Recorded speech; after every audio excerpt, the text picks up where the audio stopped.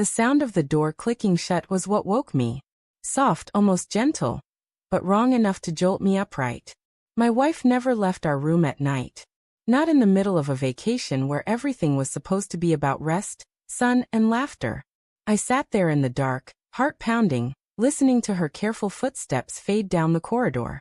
Something about the hush of it, the way she moved as though she didn't want me to notice, burned into my chest. For a moment, I told myself it was nothing.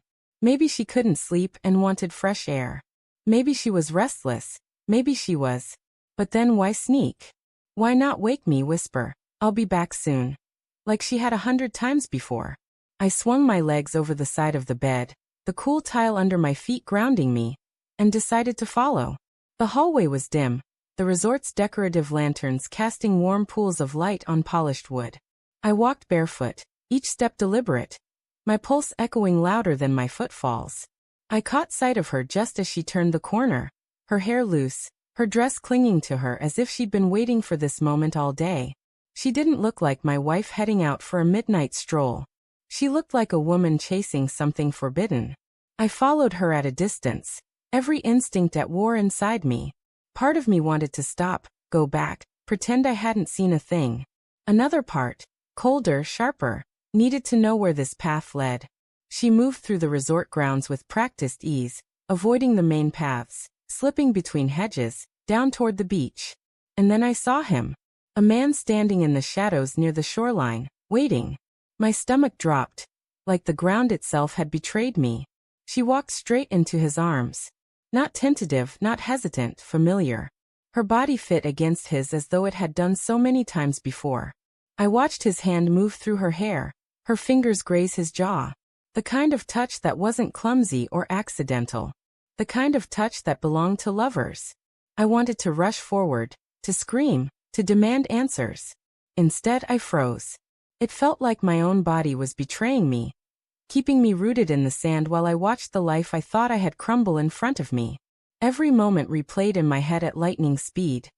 The excuses she made before this trip. The way her phone always seemed turned upside down. The nights she said she was too tired. Signs I had dismissed, wrapped in trust, convinced love was stronger than suspicion. But now? Now I couldn't deny it. I forced myself to step back, to breathe, to think. Rage was clawing at my chest, begging to be unleashed, but another voice whispered, "What if you're wrong? What if this isn't what it looks like?" That lie, the one I wanted to believe, kept me from storming across the sand. Instead, I circled closer, hiding behind a dune until I was only a few feet away, close enough to hear their voices over the waves. Her laughter carried first, soft, intimate, the kind she hadn't given me in months. Then his voice, low and teasing, "You shouldn't have come.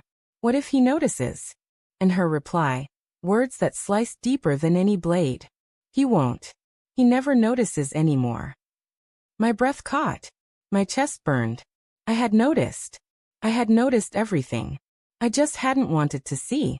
I pressed my hand to my mouth, choking down the sound of a broken man.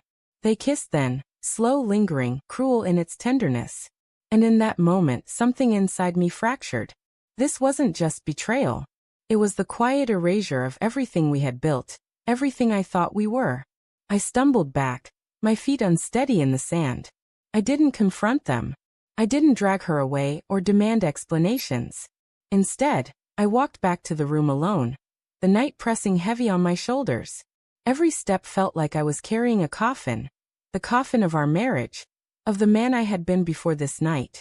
When she finally returned, hours later, I was lying in bed, pretending to sleep. She slipped under the covers, her skin still carrying the faint scent of the ocean of him. She curled her back to me, just as she had for weeks, and whispered, almost too quiet to hear, "Good night." The word was ordinary, but it hollowed me out. The next morning, sunlight poured through the curtains like nothing had happened. She smiled over breakfast, laughed about the day's plans, leaned over to kiss my cheek as if she hadn't buried a knife in me hours earlier. And I played along. I smiled, nodded, let her hold my hand. But inside, every touch burned, every word stung. I was no longer her husband. I was her cover.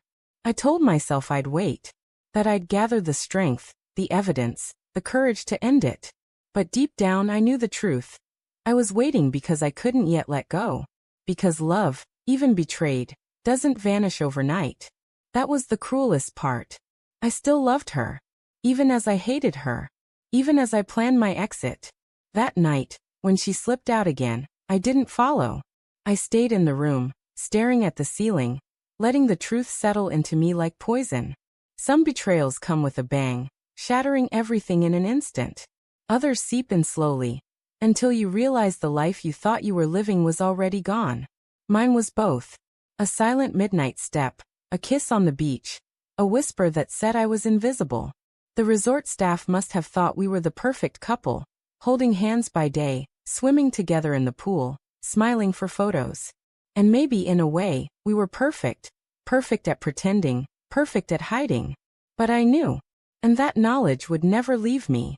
By the time we packed to leave, I had made my choice. I wouldn't confront her here. In this place that was meant for happiness. I would wait until we were home, where her lies couldn't hide behind palm trees and ocean waves. She thought I was blind. She thought I didn't notice. But I did. And when the truth finally came crashing down, it would not be me who broke. It would be her. The last night, as she slept beside me, I whispered into the darkness, words only the shadows heard. I noticed everything. And with that, I closed my eyes, carrying both the weight of betrayal and the strange, steady calm of a man who had finally seen the truth.